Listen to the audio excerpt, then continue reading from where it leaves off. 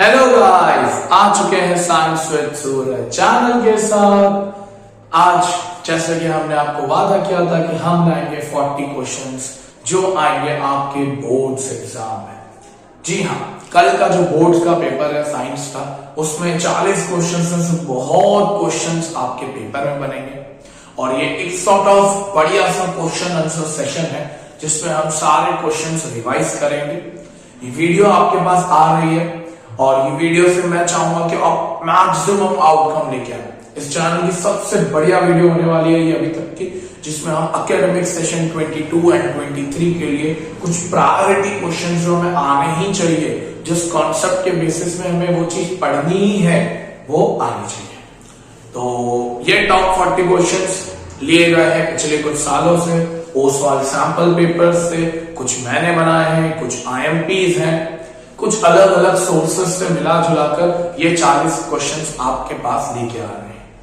और Google box जो description box है, वहां पर आपको एक लिंक मिलेगी साइंस 2022-23 अल्ट्रा मटेरियल, जिसके अंदर आपको तमाम ऐसी चीजें मिलेगी। शॉर्ट नोट्स मिलेंगे, आपको प्रीवियस ईयर मिलेंगे, ये जो क्वेश्चंस है इन क्वेश्चंस की एक PDF मिलेगी ताकि आपकी प्रैक्टिस बहुत अच्छी हो।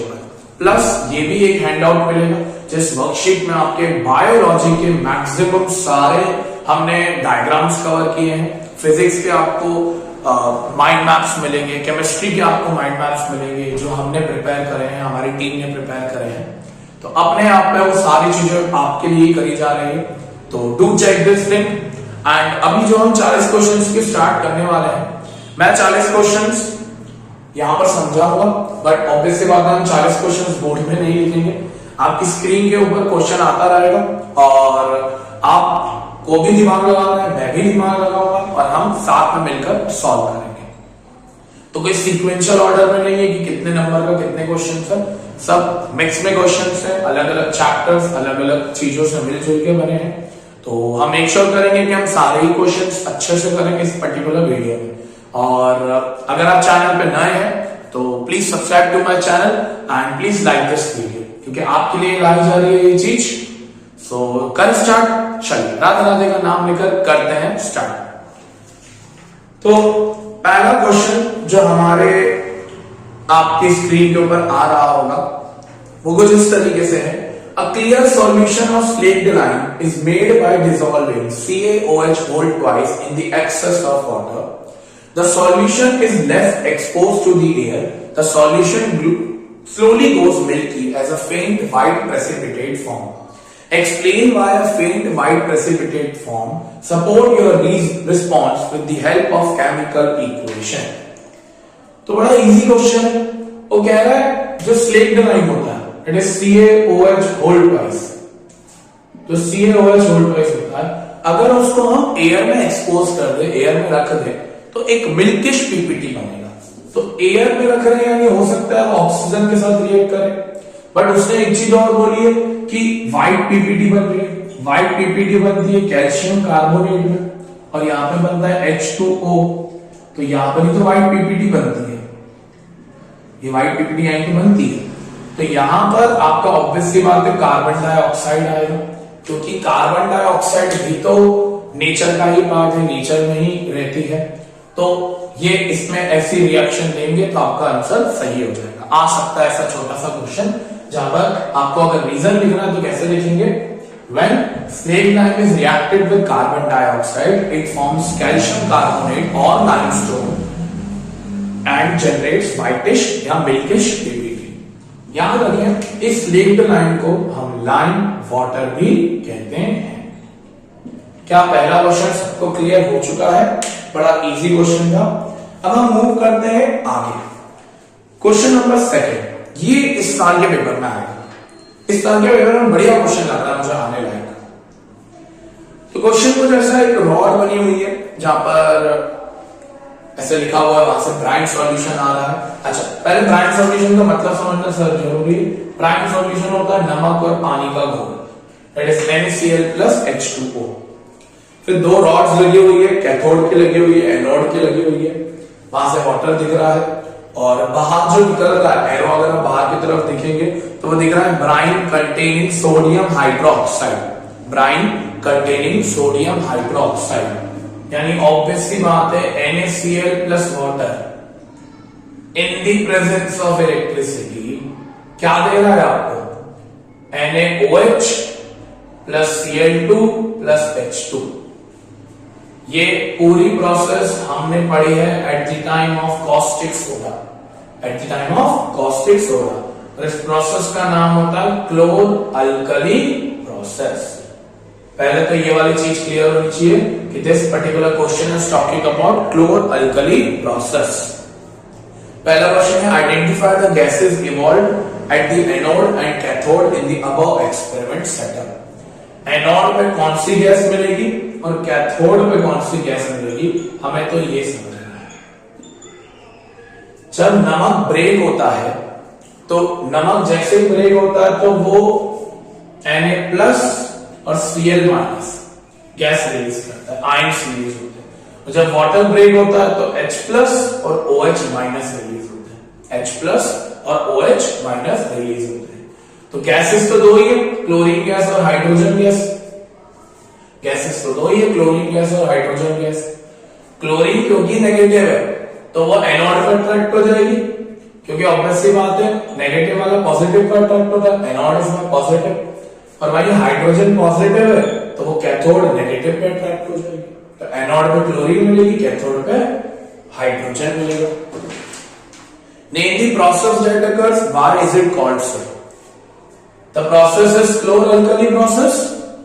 और इस प्रोसेस को ऐसा क्यों बोलते हैं? क्योंकि with the help of chlorine we are forming alkali. Alkali क्या होता है सर? अल्कली यानी बेस। कौन सा बेस बना? Caustic soda NaOH। तो ये सेकंड का आंसर हो जाएगा। Third, illustrate the reaction. अब यहां पर आप ये रिएक्शन लिख देंगे, NaCl plus water give you NaOH plus Cl2 plus H2। क्या ये दोनों क्वेश्चन क्लियर हो गए हैं? बड़े इजी क्वेश्चन थे।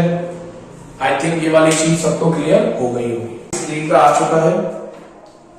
थर्ड क्वेश्चन ये कह रहा है, a student fix a white sheet of paper on drawing board. He places some iron fillings uniformly around a bar magnet. Then he taps gently and observe the iron fillings arrange themselves in certain pattern. Why do iron fillings arrange themselves in particular pattern? यार, एक bar magnet के case में जब हम इसके आजू बाजू iron filings attach करते हैं तो वो कुछ इस तरीके से पैटर्न देता है, कुछ इस तरीके का पैटर्न देता है ना? ये इसका पैटर्न बन जाता है ना। ये वाला थोड़ा सही कर देना, क्योंकि दो मैग्नेटिक फील्ड लाइंस आपस में इंटरसेक्ट नहीं हो सकती। तो ये क्यों अरेंज हुई? क्योंकि हमारे मैग्नेट ने इसके आजू बाजू एक मैग्नेटिक फील्ड प्रोड्यूस करी। हमारे मैग्नेट के आजू बाजू एक मैग्नेटिक फील्ड प्रोड्यूस करी। So due to the magnetic field, the iron fillings are arranged in a certain pattern due to the magnetic field. ठीक है? Second, which physical quantity is indicated by the pattern of field lines around the bar magnet? कौन सी physical quantity? Physical quantity यानी मैं जिसको measure कर सकता हूँ। That is my B. B stands for magnetic field lines. Magnetic field lines. State any two properties of magnetic field lines. बहुत सारी है। पहली होती है they emerge from north and go to south inside the magnet. दूसरी होती है they form closed curves. ये छोटे छोटे कर्व्स बनाती है। they never intersect each other. they are crowded near the poles. ऐसा तमाम तीन प्रॉपर्टी हमने लिख ली। ठीक है? क्वेश्चन जो बड़ा इंपॉर्टेंट है, बोर्ड्स में आया है और ऐसा क्वेश्चन आपको बार बार देखने को मिलेगा। ऐसे क्वेश्चन आपको कार्बन कंपाउंड है बार बार देखने को मिलेगा। Srishti heated ethanol with the compound A. Srishti ने ए के साथ इथेनॉल दैट इज C2H5OH को हीट करा इन the presence of concentrated sulphuric acid. इसको किस में हीट किया? Concentrated H2SO4 sulphuric acid. ठीक है? And observe a sweet smelling compound B is formed. इसके बाद एक कंपाउंड फॉर्म होता है दैट इज B। जिसके बारे में लिखा हुआ है कि एक स्वीट स्मेलिंग कंपाउंड है, एक स्वीट स्मेलिंग कंपाउंड है। When B is treated with sodium hydroxide, अगर B को सोडियम हाइड्रोक्साइड यानी NaOH that is caustic soda के साथ रिएक्ट करें, इट गिव्स बैक इथेनॉल, यानी वो इथेनॉल वापस दे देता है। C2H5OH वापस मिल जाता है मुझे, और साथ में एक कंपाउंड मिल जाता है C। तो पहले तो ये क्वेश्चन की भाषा है, पहला क्वेश्चन वही आइडेंटिफाई ABC। तो सर कैसे फाइंड करें, बड़ा इजी है यार। ये B के बारे में इंफॉर्मेशन दी है, स्वीट स्मेलिंग कंपाउंड है। अगर एक स्वीट स्मेलिंग कंपाउंड है, स्वीट स्मेलिंग कंपाउंड होता है ईस्टर, स्वीट स्मेलिंग कंपाउंड होता है ईस्टर। और ईस्टर कब बनता है, ईस्टर तब बनता है सर जब इथेनॉल को इथेनोइक एसिड के साथ रिएक्ट करवाया जाए। हाँ यार, हाँ sir, when ethanol is reacted with ethanoic acid in the presence of acid, then ester is formed। तो A जो है वो मेरा इथेनोइक एसिड है, that is CH3COOH। क्या बोलेंगे इसको, इथेनोइक एसिड। हाँ सर, अब B को इथेनोइक एसिड, मतलब इथेनोइक एसिड को CH3COOH को NaOH के साथ लिंक करना, ये A हो गया मेरा इथेनोइक एसिड CH3COOH। B जो हो गया वो मेरा होगा ईस्टर। ईस्टर का फॉर्मूला होता है CH3COO C2H5 प्लस H2। तो B हो गया CH3COO C2H5, that is Easter.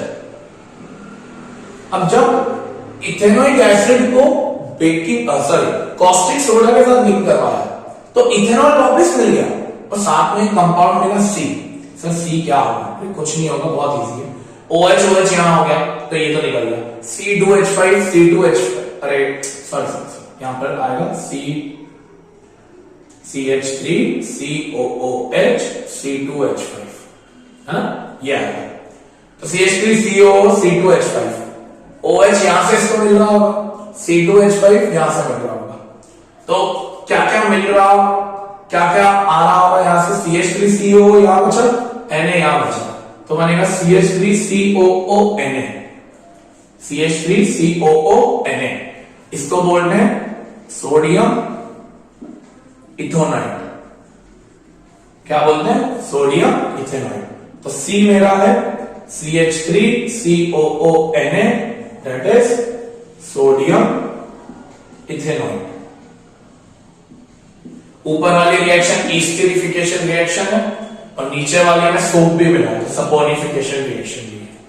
तो ये एक अच्छा क्वेश्चन था 5 नंबर में सीबीएसई बोर्ड का। Give one uses each of compound A and B. A और बी का यूजेस बताया है। ए क्या था, इथेनोइक एसिड, इसका लिंक आता है आपका सोप बनाने के अंदर, विनेगर के अंदर प्रिजर्वेटिव का काम करता है। बेसिक ये चीज का यूजेस। ईस्टर का काम सर परफ्यूम्स बनाने में काम आता है, मेन काम तो ईस्टर का ये सोप बनाने में भी काम आता है, सोपोनिफिकेशन रिएक्शन करवा सकते हो जब बेस के साथ लिंक करवाओगे। थर्ड क्वेश्चन है right the chemical reaction involved and name the reaction. ये केमिकल रिएक्शन लिख दी, ये ऊपर ईस्टरिफिकेशन रिएक्शन है, नीचे सपोनिफिकेशन रिएक्शन है। क्या ये वाला क्वेश्चन समझ आ गया बच्चा? बहुत बढ़िया क्वेश्चन था, बोर्ड्स में आ सकता है, स्क्रीनशॉट लेना है ले लो।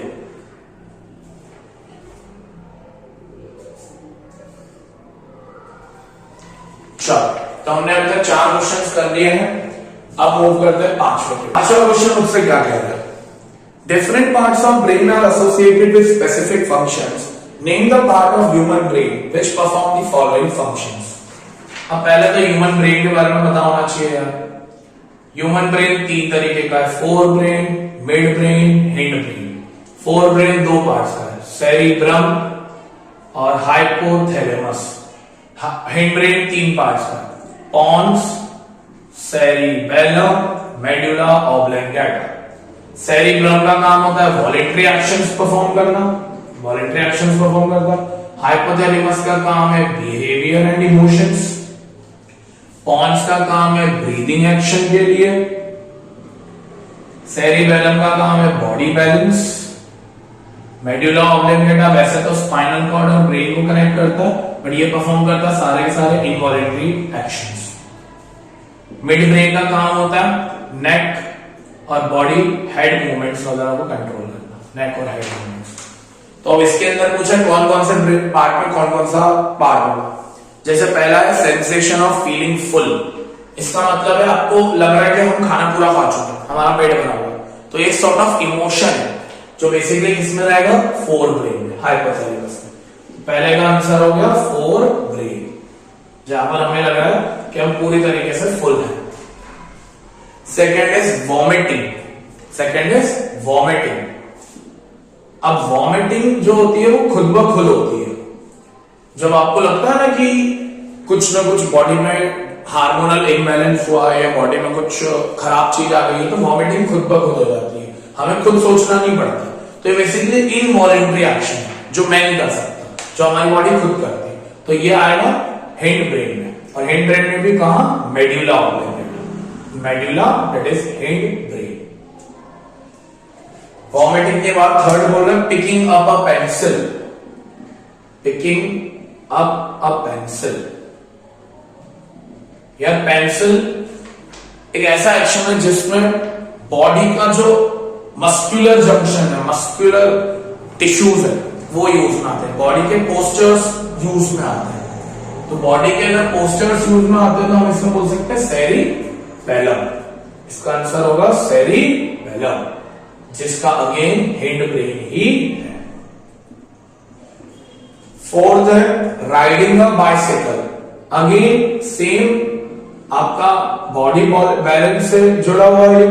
Riding a bicycle will again come in cerebellum, that is in hind brain. तो ये चार थे जो आपको पता होने चाहिए, ठीक है। Question 28, it is an important question, जो आपका फिफ्थ क्वेश्चन है बेसिकली। ये हमारा फिफ्थ क्वेश्चन था। अब हम बात कर रहे हैं सिक्स्थ क्वेश्चन में।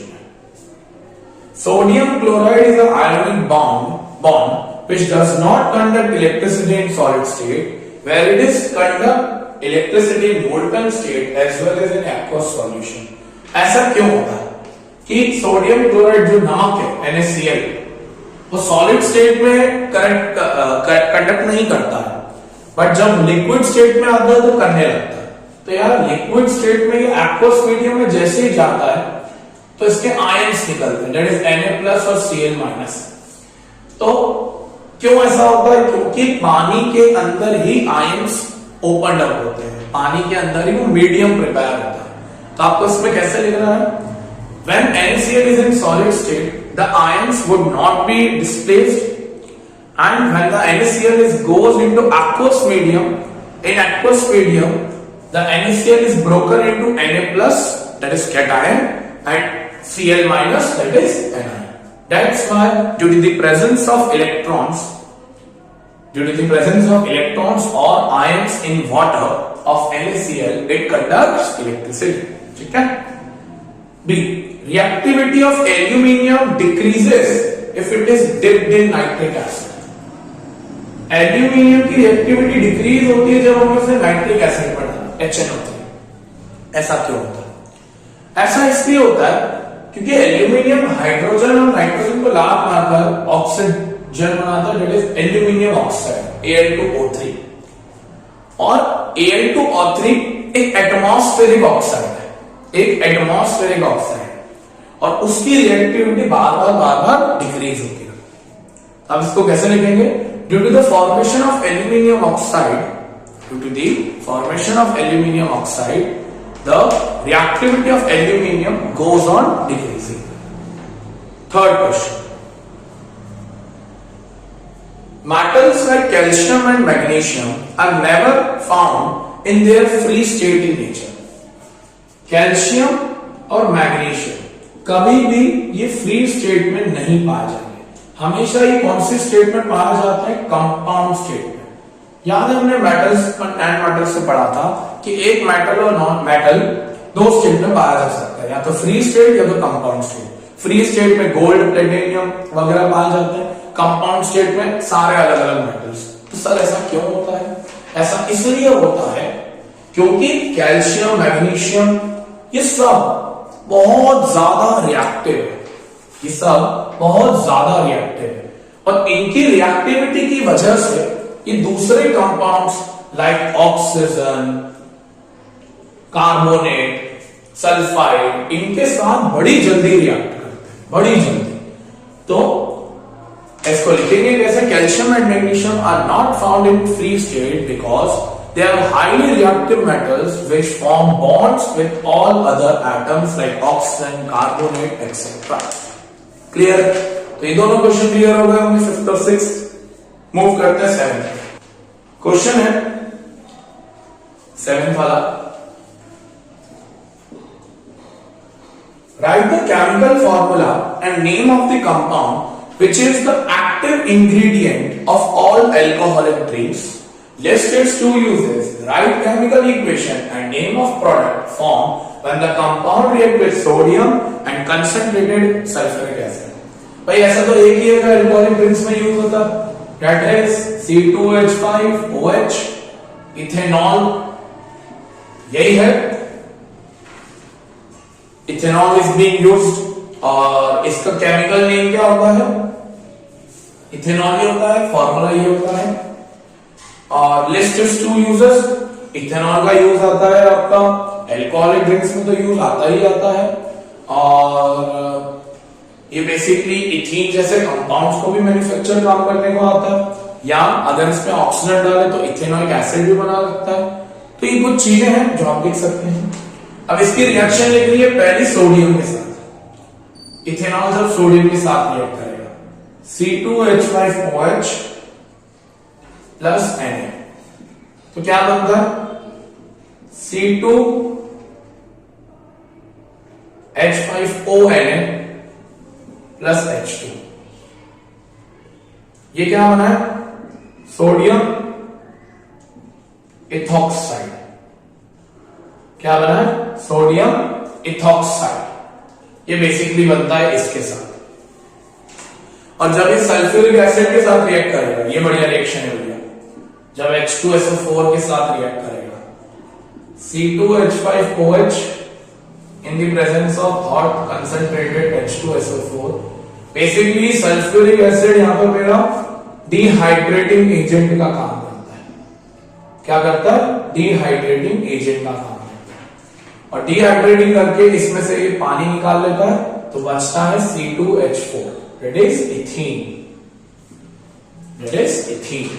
तो ये बेसिकली क्वेश्चन नंबर 7, ये भी एक इंपॉर्टेंट क्वेश्चन था।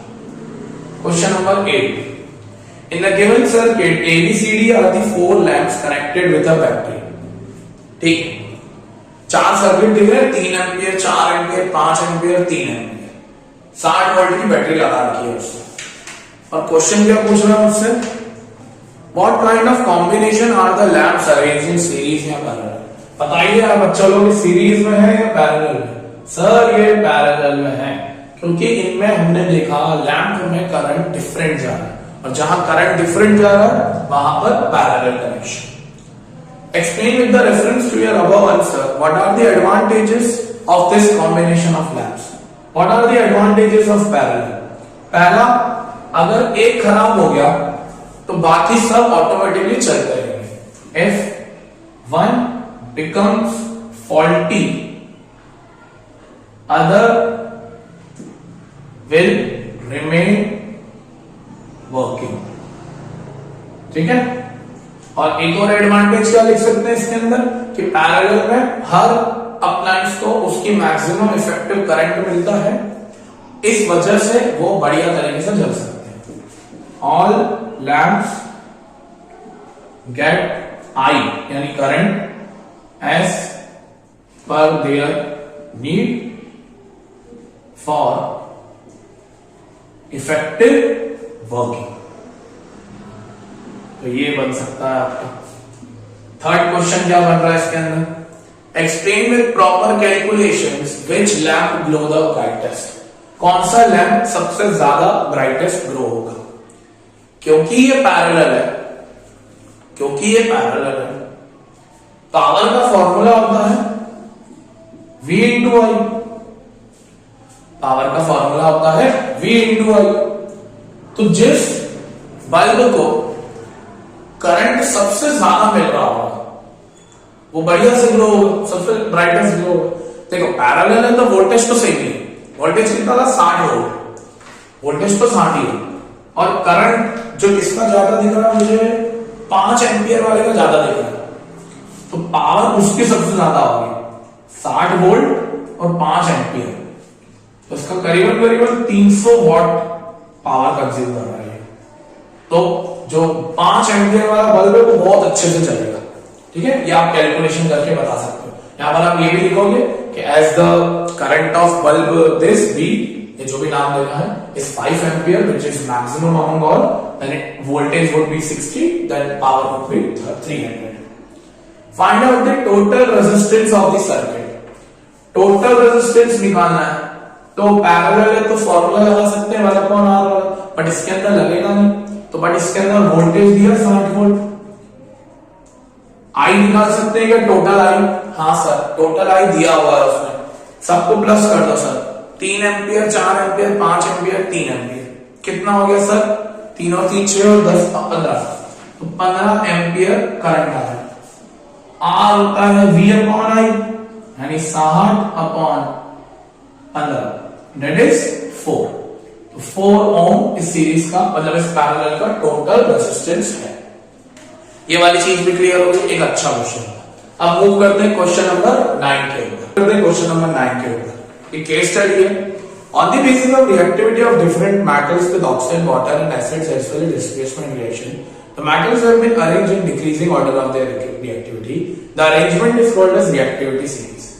The basic of this reactivity is the tendency of metals to lose electron. If a metal can lose electron easily to form positive ion, it will readily react with other substance. Therefore, it will be a reactive metal. On the other hand, if a metal loses electron less rapidly to form a positive ion, it will react slowly with other substance. Therefore, such a metal will be less reactive. Arrange the following metals in decreasing order of their reactivity. NaKCuAg, sodium, potassium, copper, gold. Decreasing order यानी बड़े से छोटा, सबसे पहले सबसे बड़ा ले लो। सबसे बड़ा आएगा Na, नहीं सॉरी, सबसे बड़ा आएगा K, देन आएगा Na, देन आएगा कॉपर, देन आएगा गोल्ड। काशीनाथ का माली लालू जराफी के पता है कौन है? आगे आओ। सेकंड क्वेश्चन क्या कह रहा है आपसे? X plus YSO4, ऐसा बोल लिखा है, X plus YSO4 gives you XSO4 plus Y, and Y plus XSO4 gives you no reaction. Out of these two metals X and Y, which is more reactive in Y? यार पहली reaction में X Y को displace कर रहा है और दूसरी reaction में Y X को डिस्प्लेस नहीं कर पा रहा, तो ऑब्वियस सी बात है the more reactive metal is X. X is the more reactive metal, और more reactive metal है, क्यों है? क्योंकि it is displacing Y easily, ठीक है। Third question, choose the metal from the list given below which can displace zinc from zinc sulfate solution. Lead, copper, magnesium, silver. Zinc sulphate में zinc को लात मारा और लिस्ट दी है lead that is Pb, फिर copper, magnesium या Ag that is silver, Ag sorry यहां पर सिल्वर है, मैंने गोल्ड बोल दिया था। अब इनमें से कौन ज्यादा है? वो बहुत इजी है, आप चेक करके देखो। काशीनाथ का माली आलू जरा फीके पकाता है, तो माली यानी मैग्नीशियम सबसे ज्यादा दिख रहा है। Pb मान नहीं पा रहा, CuAg तो लीस्ट रिएक्टिव है, तो सबसे बढ़िया होगा Mg। Mg plus ZnSO4 gives you MgSO4 plus Zn, तो यहां पर आंसर हो जाएगा Mg। क्लियर है वाली? राइट द इक्वेशन जो हमने लिखी थी। सर नेक्स्ट क्वेश्चन पर मूव करें। Question number 10। Question number 10, in the electrolysis of water, water की इलेक्ट्रोलाइसिस जब होती है तो बनती है H2 plus O2। H2 gas और O2 gas. Name the gas collected at cathode and anode. यार H2 H प्लस रिलीज करती है तो O2 माइनस रिलीज करता है. तो कैथोड पर जो कि नेगेटिव इलेक्ट्रॉन है और एनोड पर जो कि पॉजिटिव इलेक्ट्रॉन है, एनोड पर अटैच होगी O गैस, O2 गैस, और कैथोड पर अटैच होगी हाइड्रोजन गैस. अपोजिट वाला खेल. Easy. Why the volume of one gas collected at one electrode is double than of other electrode? Name the gas. यार एक ऐसी गैस है जो दूसरी गैस से डबल निकली है. ऐसी गैस होती है हाइड्रोजन. ऐसी गैस होती है hydrogen. Hydrogen gas is double, मतलब डबल अमाउंट में निकली है. और ऐसा क्यों हुआ? ऐसा इसलिए हुआ क्योंकि जब इसको बैलेंस करते हैं तो यहां पर 2 मॉलिक्यूल ऑफ हाइड्रोजन निकलते हैं. कितने? 2 मॉलिक्यूल. तो इसलिए वो डबल निकलता है. तो ये आपको पता होना चाहिए. ठीक है सर. ये क्वेश्चन नंबर 10 था. अब question number 11. A student needs a spectacles of power minus 0.5 diopter for his correction vision. Name the defect his vision the student is suffering. Find the nature and focal length of corrective lens. बड़ा easy question. Minus में है यानी concave lens है. Minus में उसी की होती है. कॉन्केव लेंस मायोपिया में लगता है. मायोपिया का एक और चीज बोलते हैं इट इज नियर साइटेडनेस, जहां पर इंसान को दूर का नहीं दिखता. तो डिफेक्ट तो हमने बता दिया कि मायोपिया से सफर कर रहा है. नेचर हमने बता दिया कॉन्केव लेंस है. फोकल लेंथ बतानी है. Focal length is equals to power is equals to 1/f minus 0.5 is equals to 1/f. f is equals to 1/0.5 minus ऊपर चले जाएगा. f is equals to -2 metre. इसको कन्वर्ट कर देंगे सेंटीमीटर में तो हो जाएगा -200 सेंटीमीटर. यानी इसकी फोकल लेंथ -200 सेंटीमीटर. क्लियर ये वाली चीज. क्वेश्चन 11 के बाद हम मूव करते हैं क्वेश्चन 10 में. Question 12 sorry maths. Sohan went door to door posting a goldsmith. He promised to bring back a glitter of gold and dull gold ornaments. An unexpected lady gave set of bangles to him which he dipped in a particular solution. The bangles sparkled like new, but their weight was reduced drastically. उनका weight बड़ा कम हो गया. The lady was sad, but after a futile agreement, the man beat her steady trade. What is the use of this association of gold? भाई उसने gold में जो होता है AU, उसमें कुछ ऐसा सब्सटेंस डाला जिसकी वजह से गोल्ड पिघल रहा है और जिसकी वजह से वेट खत्म हो गया. अब पिघलने के लिए बेसिकली एक एसिड होता है जो पिघलाता है उसको. बट गोल्ड क्योंकि लीस्ट रिएक्टिव मेटल है तो एक एसिड से काम नहीं होता. तो हम यहाँ पर 2 एसिड यूज करते हैं जिसको हम बोलते हैं aqua region. That is HNO3 and HCl. जहां पर HNO3 और HCl का यूज करते हैं. तो गोल्ड को डिसएसोसिएट करने के लिए, गोल्ड का लिक्विड बनाने के लिए हम ये मेटल एक्वा रीजन यूज करते हैं. Why the weight of bangles was reduced drastically? क्योंकि मेल्ट हो गया वो गोल्ड, इस वजह से. Aqua region is a strong oxidising agent. Aqua region बहुत स्ट्रॉन्ग ऑक्सीडाइजिंग एजेंट है. नहीं सर, स्ट्रॉन्ग ऑक्सीडाइजिंग एजेंट नहीं है. What is the other name of solution in Latin? इसका लैटिन में क्या नाम होता है यार? Royal water. और इसको नाम ऐसे क्यों दिया गया?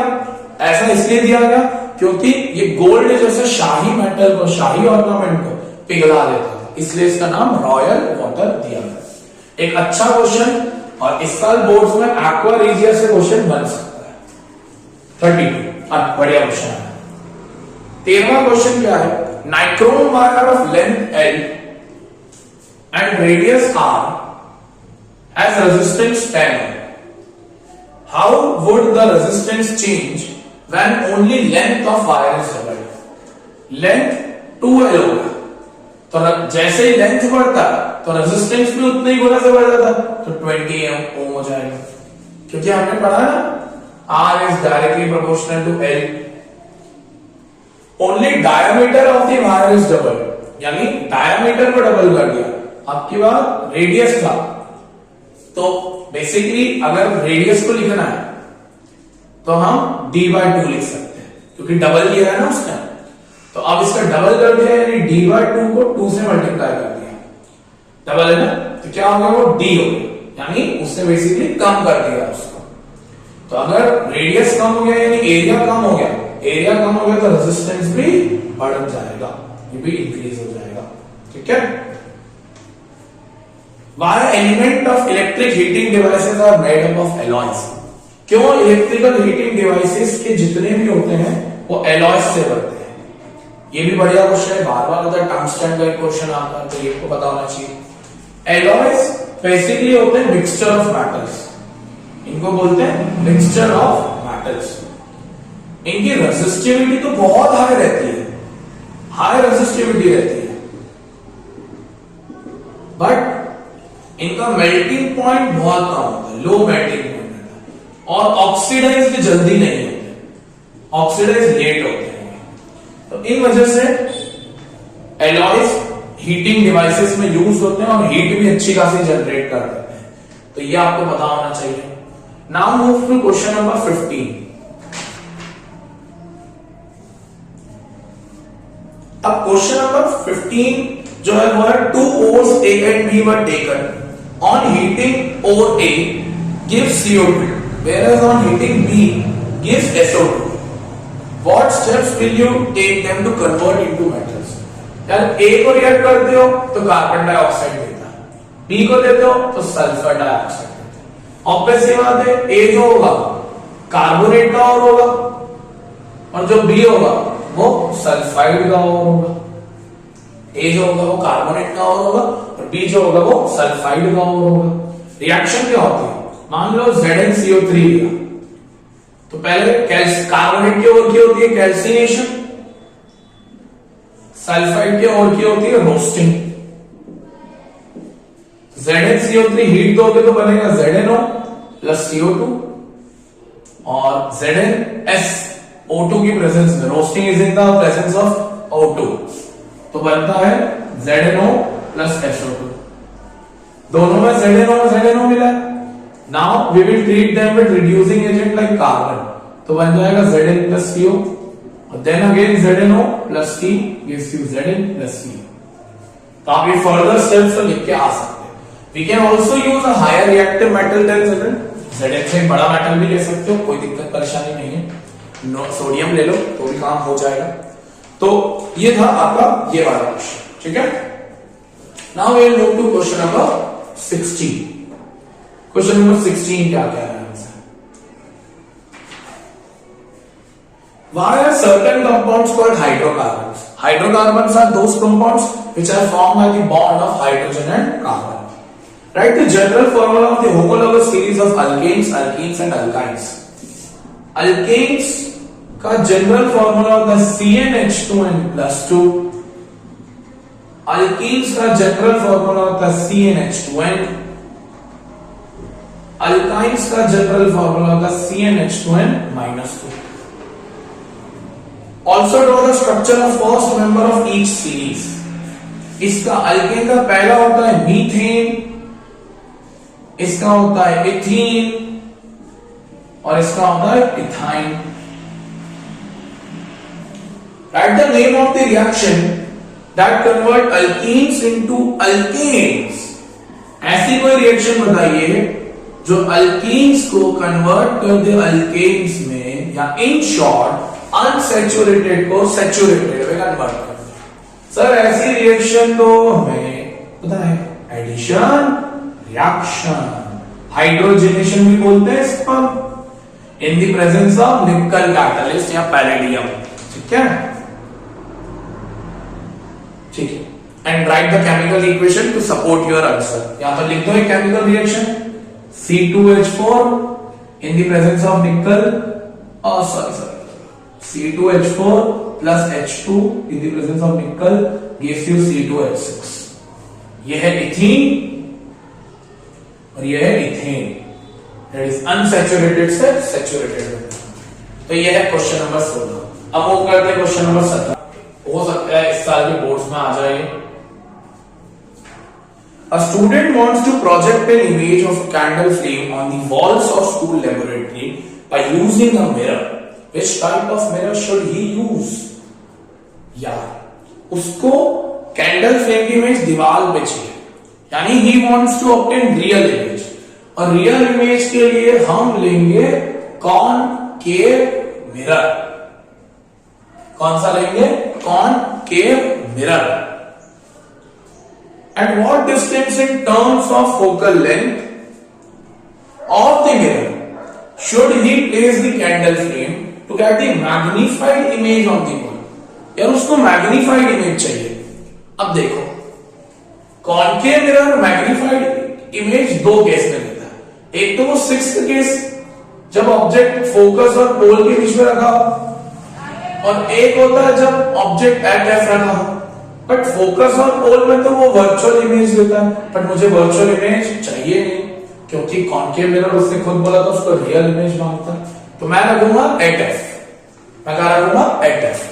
और फोकल लेंथ के रेफरेंस में लेना है तो मैं f/2 के रखूंगा, मतलब मैं करेक्ट f में ही रख दूंगा। ठीक है, to get the diminished image of the object where the object was placed. यार अगर डिमिनिश्ड रखनी है तो इंफिनिटी पे रख दो, या इंफिनिटी पे नहीं रखना है तो उधर रख दो, बियॉन्ड सी, दोनों चल जाएंगे। Beyond C would be the correct. ठीक है, और उसका और वाला क्वेश्चन है, if the image form by the mirror is inverted and real what is the magnification?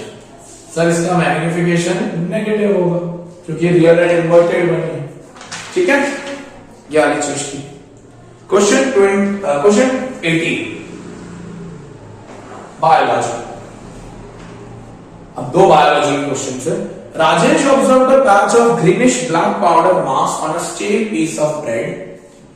Name the organism responsible for this and a specific mode of asexual reproduction. यार उसको greenish black powder bread के ऊपर मिला। हमने discuss किया है bread के ऊपर लगता है राइजोपस, और राइजोपस का रिप्रोडक्शन होता है, क्या होता है?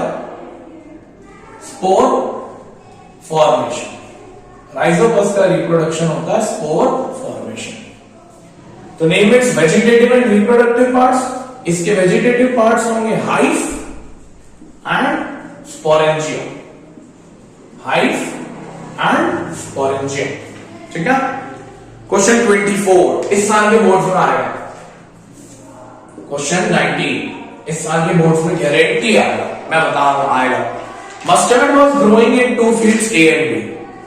Field A produced brown colored seed while B produced yellow colored seed. ठीक है, it was observed in field A the offspring showed only the parental trait for consecutive generation.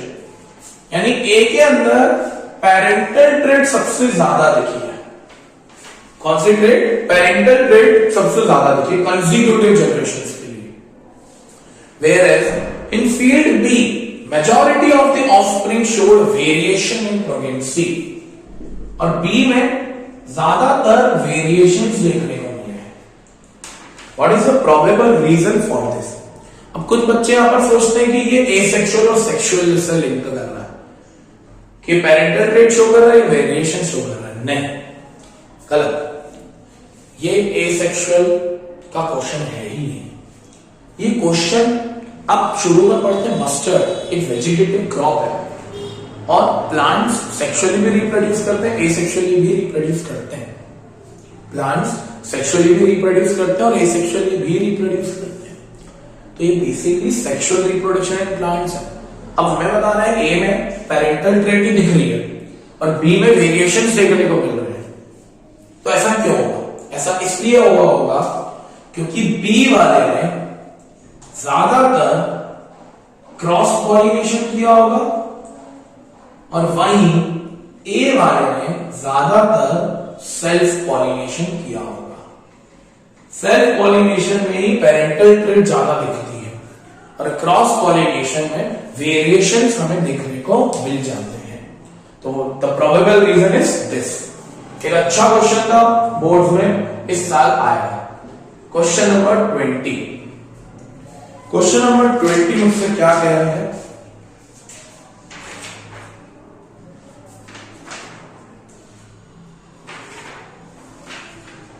To carbon compounds X and Y है molecular formula. X का है C4H8, Y का है C5H12। Which one of these is likely to show addition reaction? यार obviously बात है unsaturated compound है तो X शो करेगा addition reaction. Justify your reason and also give the chemical equations. C4H8 plus H2 in the presence of nickel catalyst will give you C4H10. It is butene. It would give you butane. Easy question. Question 20 हो गया। Question 21. Write Joule's law of heating. भाई साहब बार-बार Joule's law of heating states that whenever current is passed through a circuit, the current would generate heat. This is called as Joule's law of heating. Sir इसका derivation होता है I²RT formula. इसका derivative करके बताओ sir. Work होता है voltage होता है वर्क अपॉन चार्ज। इसको ऐसे लिख सकते हैं work is equals to voltage into charge. Voltage की जगह I इंटू आर लिख सकते हैं क्योंकि V equals to I R होता है by Ohm's law. Ohm's law की वजह से I इंटू आर, Q की जगह लिख सकते हैं I इंटू टी क्योंकि I का फॉर्मूला होता है Q बाय टी, तो T को इधर भेज दोगे तो ऐसा बन जाएगा I into I is I²RT। यहां लिखेंगे all work is duly converted into heat, तो H is equals to I²RT। H is equals to I²RT।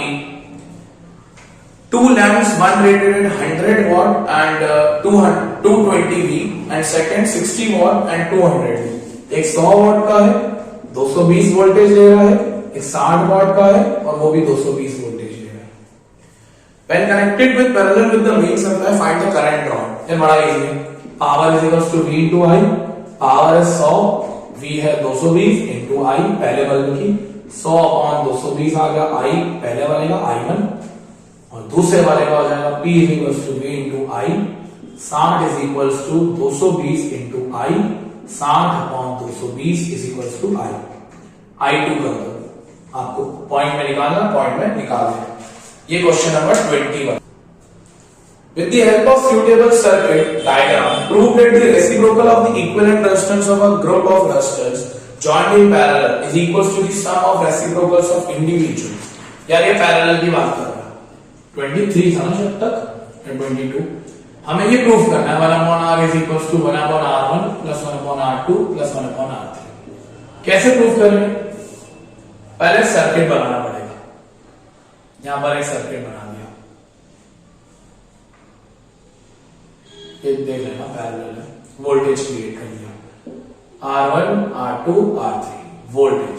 Parallel में वोल्टेज सेम रहता है, I डिफरेंट रहता है। इसको I1 मिलेगा, इसको I2 मिलेगा, इसको I3 मिलेगा। हम ये लिख सकते हैं कि टोटल करंट जो होगा पैरेलल में वो बराबर होगा I1 plus I2 plus I3 total current. I की जगह लिख सकते हैं V upon R by Ohm's law. I1 की जगह लिखोगे V अपॉन R1, V2 की जगह V अपॉन R2 और इसकी जगह V अपॉन R3। यहां लिख देना I is equals to V upon R by Ohm's law। V वगैरह सब कॉमन है तो अंदर बचेगा 1 upon R1 plus 1 upon R2 plus 1 upon R3। V से V गया, 1 upon R is equals to 1 upon R1 plus 1 upon R2 plus 1 upon R3। Hence और parallel में you would always get minimum effective resistance, क्योंकि यहां पर reciprocal आपको होके आता है तो इसलिए मिनिमम रेजिस्टेंस होता है। In electric circuit two resistors of 12 ohm each are joined in parallel to 6 volt battery. Find the current drawn. Easy है, 12 ohm के दो रेजिस्टर है, दोनों पैरेलल में करंट है। 1/12 plus 1/12 will give you total resistance जो कि होगा 6 ohm टोटल रेजिस्टेंस, और V दिया 6, I होता है V अपॉन R, तो I हो जाएगा 6/6 that is 1 ampere. Easy question था। Now question number 24, easy question, और ये भी क्वेश्चन बढ़िया है, बोर्ड्स में आने को आ सकता है। Current and graph of two different sources are shown in the given following diagram. Study the same and answer the questions. ठीक है, पहला ग्रुप है group A. Name the type of current shown in group A. Group A में देखो current सीधा जा रहा है, और अगर करंट सीधा जा रहा है तो it is basically DC, direct current, जहां पर करंट डायरेक्शन चेंज नहीं करता. ग्रुप बी में देखो डायरेक्शन चेंज होते हुए जा रही है, तो B is AC, alternating current. Name one source of current shown by graph and graph B. A का एग्जांपल होगा सेल बैटरी, जहां पर डीसी आता है, और बी का हो जाएगा होम या हाउस, जो भी होता है, दुकानें वगैरह भी बोल सकते हो. What is the frequency of current in case B? Frequency निकालनी है, टाइम मुझे दिख रहा है 0.02, निकाल लीजिए. It would give you 50 hertz. Hertz is frequency is given. Difference between current shown by graph A graph B. Graph A में direct current जा रहा है और ग्राफ बी में ऐसे का ऐसा जा रहा है, मतलब फ्लक्चुएट होते हुए जा रहा है. तो ये वाला था question number 24. Now we move to question number 25. Question 25 again काफी इजी आ है. A student observed the above phenomena as the white light passes through the prism. Among many other colors, he observed the position of two colors, red and violet. What is the phenomena called? Bro यार ये phenomena dispersion है, 1000 बार तो पढ़ चुके हैं. What is the reason of violet light bend more than the right light? Violet ज्यादा bend हो रही है red की वजह से, due to the wavelength. Due to the wavelength. ये इसका बेसिक रीजन है, क्योंकि वेवलेंथ और डिविएशन का इनवर्स रिलेशन होता है. More the wavelength less the deviation, less the wavelength more the deviation. अब बात करते हैं क्वेश्चन नंबर 26 की. यार देख क्वेश्चन नंबर 26 में अच्छा क्वेश्चन है, 2 नंबर में आ सकता है, जहां पर वो आपसे पूछ रहा है ये जो रिफ्लेक्स एक्शन का डायग्राम है, बड़ा सिंपल सा है. आइडेंटिफाई, अच्छा, which term is given to the sequence of events. Reflex action बोलते हैं हम इनको बेसिकली. अब यहां पर नेम द पार्ट्स, जो भी हम सारे देख रहे हैं, A B C D and E भी. ए तो बेसिकली है आपका रिसेप्टर और हीट है तो थर्मो रिसेप्टर. बी जो है वो है सेंसरी न्यूरॉन. सी जो है वो है रिले न्यूरॉन. डी जो है वो है मोटर न्यूरॉन. ई भी है क्या? तो मैंने कुछ शायद तक लिख, अच्छा okay okay okay okay okay. C relay neuron है, ई मोटर न्यूरॉन है, ई मोटर न्यूरॉन है. ठीक है, ये आपका बेसिकली चीज है. नेक्स्ट में मूव करते हैं. आ गया अब आ रहा है क्वेश्चन नंबर 27, और सबसे इंपॉर्टेंट सारी रिएक्शंस की बात करेंगे. Bleaching powder is kept open in air. ध्यान से समझना, अगर ब्लीचिंग पाउडर को ओपन एयर में रखा, bleaching powder is CaOCl2, open air में उसे मिलेगा CO2, तो क्या बन जाएगा? CaCO3 plus H2O plus Cl2. क्या बन जाएगा? CaOCl2 plus CO2 gives you CaCO3 plus H2O, sorry H2O नहीं बनेगा, प्लस क्लोरीन गैस बनेगी, H2O नहीं बनेगा. सेकेंड है blue crystals of copper sulphate are heated. Crystals है यानी पानी है, CuSO4.5H2. इसको हीट किया है तो बनेगा CuSO4 प्लस H2O. ये बहुत इंपॉर्टेंट क्वेश्चन है बच्चा, बहुत इंपॉर्टेंट. इस क्वेश्चन में सारे रिएक्शन ले रहे हैं. Chlorine gas is pass through slaked line. Chlorine gas को स्लेक्ड लाइन से पास किया. CaOH whole twice plus Cl2 gives you CaOCl2 plus H2O. क्या बनता है? Bleaching powder. 4.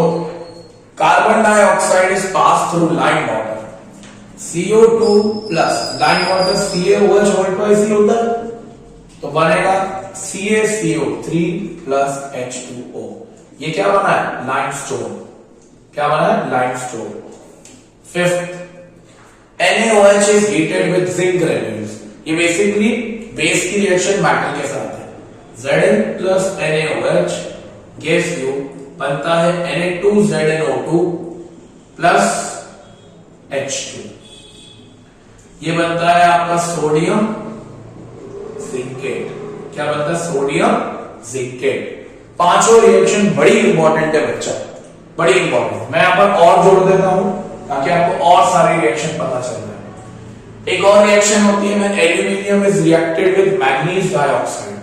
Aluminium plus manganese होता है MnO2, तो gives you Al2O3 plus manganese, displacement reaction.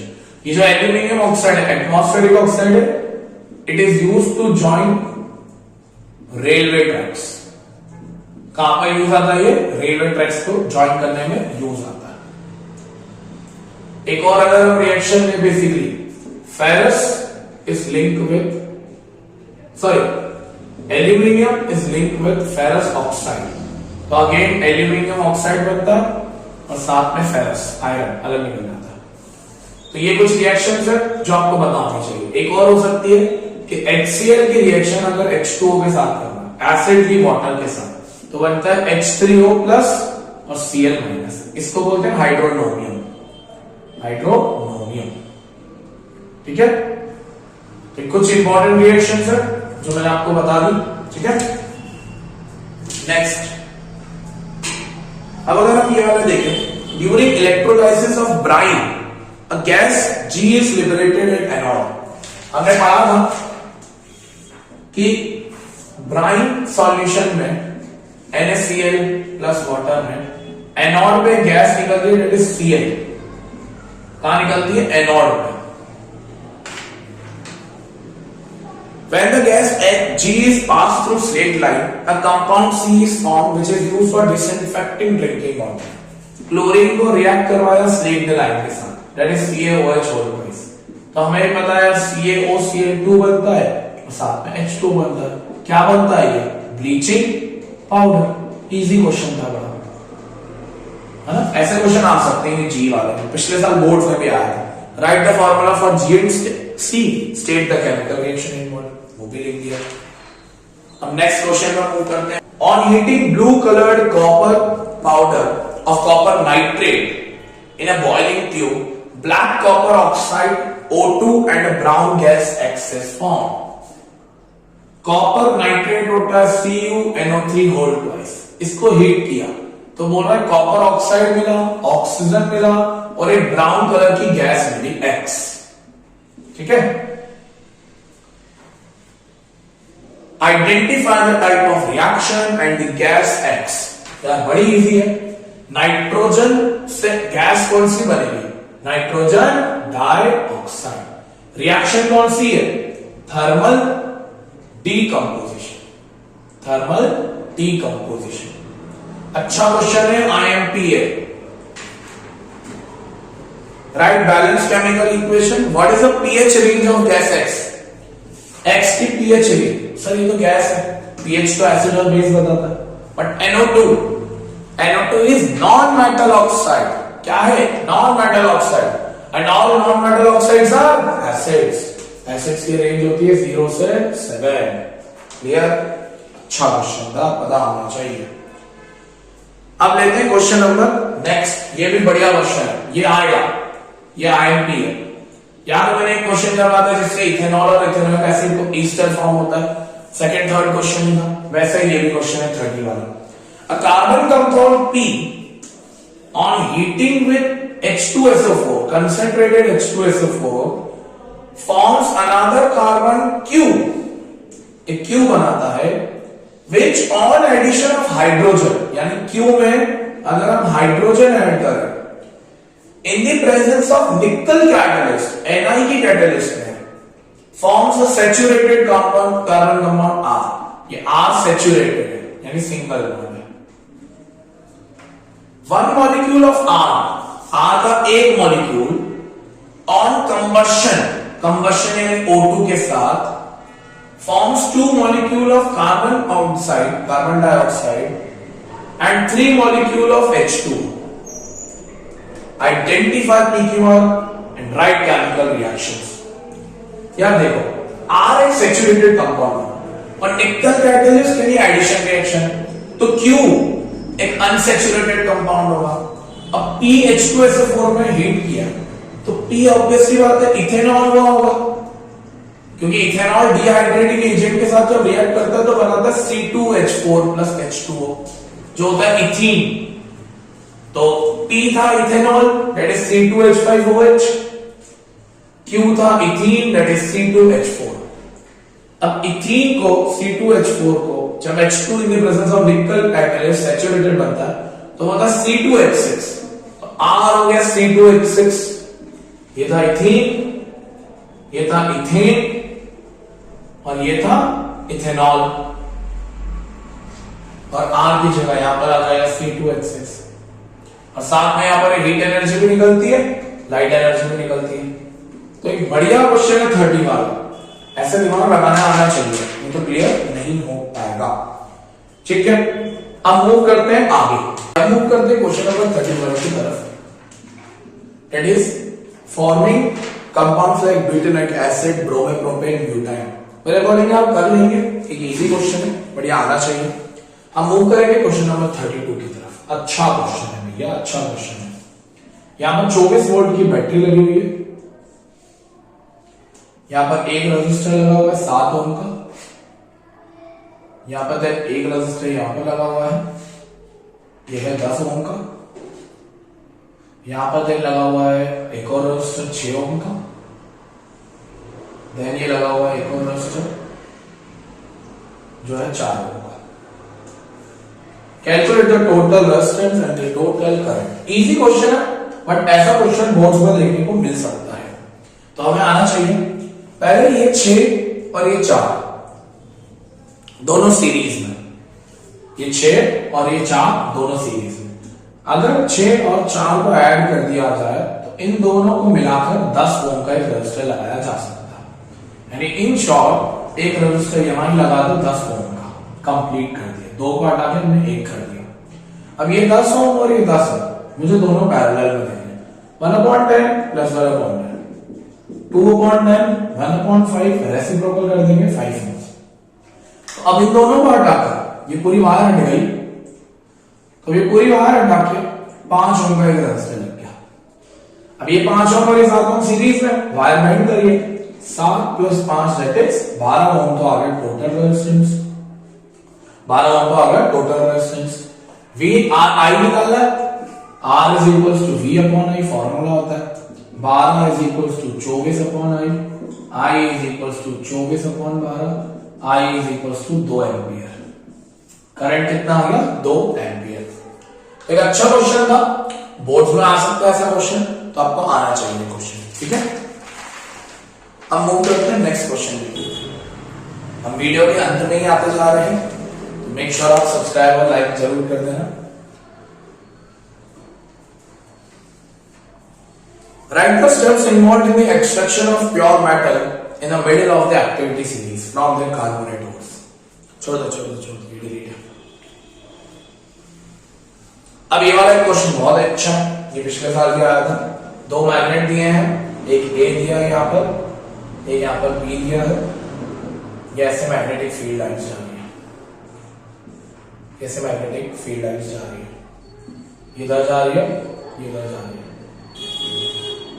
और पहले तो बोला नेम दी पोल्स, ये इसका नॉर्थ पोल है, ये इसका नॉर्थ पोल है, ये साउथ, ये साउथ, रिपेल कर रहे होंगे ये दोनों मैग्नेट एक दूसरे से।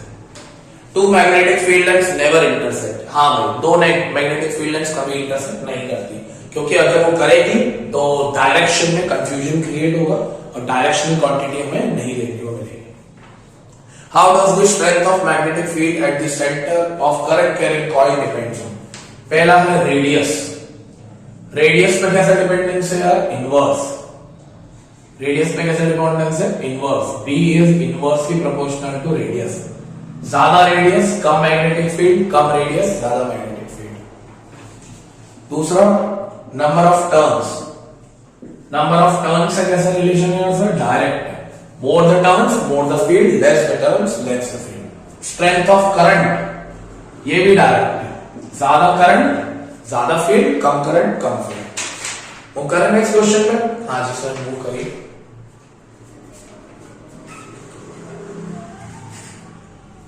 Question number 34। in the reaction MnO2 plus HCl gives you MnCl2 plus H2O plus Cl2. Name the compound oxidize and reduce. बढ़िया क्वेश्चन है। ऑक्सीडाइज का मतलब होता है एडिशन ऑफ ऑक्सीजन, रिड्यूस का मतलब होता है रिमूवल ऑफ ऑक्सीजन।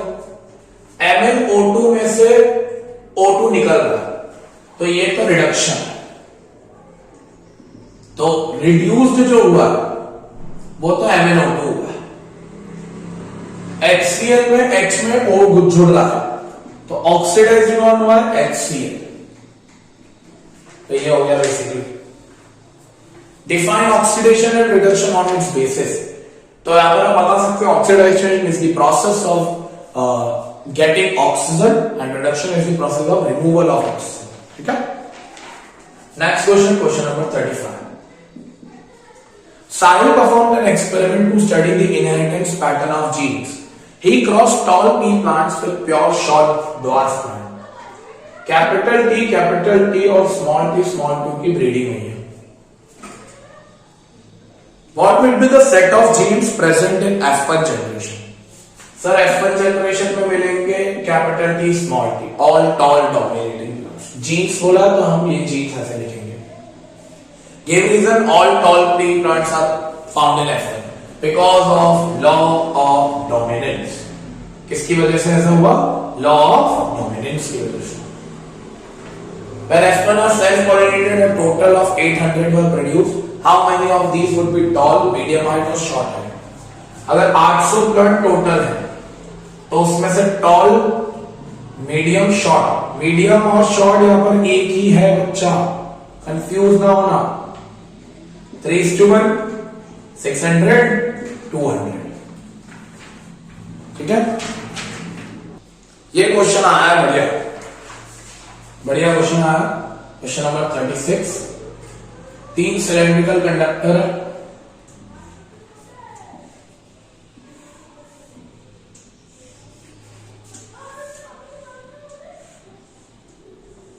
तीन सिलेंड्रिकल कंडक्टर्स। पहले में A लिया, L लिया, ये पहला पार्ट है। दूसरा में 3L, फिर A/3, फिर तीसरा में L/3 और 3 है। ये B पार्ट है, ये C पार्ट है। एक बढ़िया क्वेश्चन है बच्चा, ध्यान देना। क्वेश्चन है compare the resistance and the resistivity of all 3 conductor. तीनों चीजों की मुझे रेजिस्टेंस कंपेयर करना है। देखो ध्यान से, यहां पर लेंथ बढ़ रही है। अगर लेंथ बढ़ रही है 3 गुना से बढ़ रही है तो रेजिस्टेंस भी 3 गुना से बढ़ जाएगा। हाँ सर, क्योंकि R is directly proportional to L, R is inversely proportional to A। Area 3 गुना से कम हो रहा है, एरिया 3 गुना से कम हो रहा है। एरिया कम हो रहा है तो रेजिस्टेंस अगेन बढ़ेगा 3 टाइम्स है, तो B में तो रेजिस्टेंस बढ़ ही रहा है। अब यहां पर देखो तो L/3 कर दिया। L/3 का मतलब है लेंथ कम कर दी। लेंथ अगर कम हो गई तो रेजिस्टेंस भी कम हो जाएगा 3 गुना से। और एरिया A था, एरिया बढ़ा दिया 3 गुना से। एरिया बढ़ गया तो रेजिस्टेंस कम हो जाता है 3 गुना से आगे। तो सबसे ज्यादा रेजिस्टेंस B में है, सबसे कम रेजिस्टेंस C में है। अब रेजिस्टिविटी कैसे करें? सर रेजिस्टिविटी होता है R = ρL/L। पहले वाले की तो यही रहेगी, दूसरे वाले के L कितना है 3L, A कितना है A/3। इसको ऊपर ले जा, रो 3L × 3/L, R = रो 9L/L। तो इसका 9 गुना आ ऐसा रेजिस्टिविटी। अब इसकी L/3 और 3A, इसके ऊपर में मान लेगा रो L/3 × 1/3 है, R रो L/9 है। फिर रेजिस्टिविटी कैलकुलेट हो गई। एक बढ़िया क्वेश्चन है बच्चा, बोर्ड्स में आने लायक क्वेश्चन है, आने लायक क्वेश्चन है, लाइक कर दो और आने लायक। चलिए मूव करते हैं चैप्टर के लास्ट और वीडियो के लास्ट क्वेश्चन की तरफ। सबसे इंपॉर्टेंट क्वेश्चन इस साल बोर्ड्स में आएगा। ये क्वेश्चन तो भैया ऐसा क्वेश्चन है जो टॉपर भी नहीं कर पाए। इतना अच्छा क्वेश्चन है, ध्यान दिमाग लगेगा तो ही काम होगा, नहीं तो काम नहीं होगा। The resistance of a wire of 0.01 centimetre radius, ये रेडियस दी है, इस 10 ओम, ये रेडियस है, इसको छोटा आर कर लेते हैं, रेजिस्टेंस को बड़ा आर कर लेते हैं, 10 ohm. The resistivity of a conductor, यानी रो की वैल्यू दी है 50 into 10 to the power -8 ohm metre. Find the length of wire, मुझे इस क्वेश्चन में लेंथ निकालनी है।